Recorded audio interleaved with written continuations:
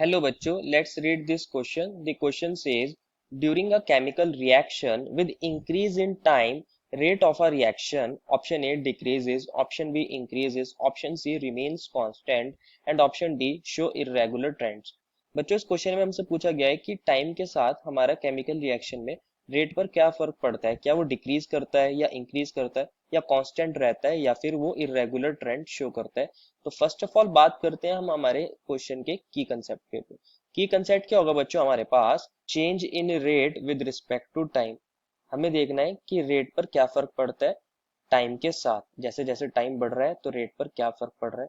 बच्चों अगर हम जनरली कोई अपना रेट लॉ कंसिडर करें, कोई रिएक्शन है, मान लीजिए हमारे पास ए टू पी और मुझे इसका रेट लिखना हो, जहाँ ए हमारा रिएक्टेंट है और पी हमारा प्रोडक्ट है, तो हम कैसे लिखते हैं रेट को लिखते हैं हम के और ए की पावर एन, जहाँ एन क्या होता है बच्चों, एन होता है हमारे पास ऑर्डर ऑफ रिएक्शन।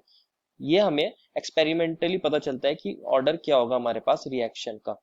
अगर बात करें हम कोई जनरल रिएक्शन की, यहाँ एन की वैल्यू कोई फ्रैक्शन भी हो सकती है, जीरो भी हो सकती है, वन भी हो सकती है, टू भी हो सकती है। अगर हम जनरली देखें, अगर हमारे पास रेट की कोई भी वैल्यू है एक्सेप्ट जीरो, अगर यहाँ रेट की कोई भी वैल्यू है एन, लेकिन एन क्या नहीं होना चाहिए, N should not be equals to zero. अगर हम जीरो ऑर्डर की बात ना करें तो हम देख रहे हैं कि जो हमारा रेट है वो डायरेक्टली प्रोपोर्शनल है ए के, दैट इज कंसंट्रेशन ऑफ ए के, वो डायरेक्टली प्रोपोर्शनल है।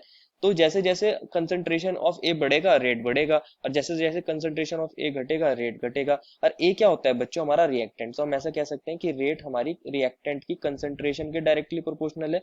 अगर हमारे पास कोई रिएक्शन है ए टू पी, तो धीरे धीरे क्या होता है बच्चों, हमारे पास रिएक्टेंट की कंसंट्रेशन कम होती चली जाएगी। मान लीजिए कुछ इनिशियल टाइम में हमारे पास 10 अमाउंट था रिएक्टेंट का और ये हमारे पास प्रोडक्ट जीरो था, थोड़े टाइम बाद ये रह गया 8 और हमारा प्रोडक्ट बन गया है 2। तो धीरे धीरे क्या हो रहा है, टाइम के साथ हमारी रिएक्टेंट की कंसंट्रेशन डिक्रीज कर रही है और हमारा फिर रेट भी क्या करेगा, डिक्रीज करेगा, क्योंकि वो किस पर डिपेंड करता है, रिएक्टेंट की कंसंट्रेशन पर। तो हमारा रेट डिक्रीज कर जाएगा, रेट ऑल्सो डिक्रीजेस। लेकिन अगर मैं वही बात करूं जीरो ऑर्डर की, बच्चों जीरो ऑर्डर के केस में क्या होता है, हमारा रेट लॉ क्या बन जाता है, के इंटू ए की पावर जीरो, और एनीथिंग की power zero is equals to one, तो आ जाता है के, ये हो जाता है constant.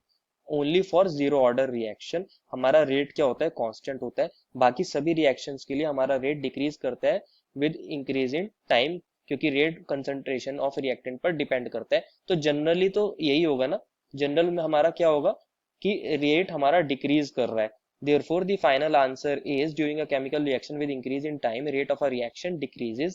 I hope you understood it well and best of luck.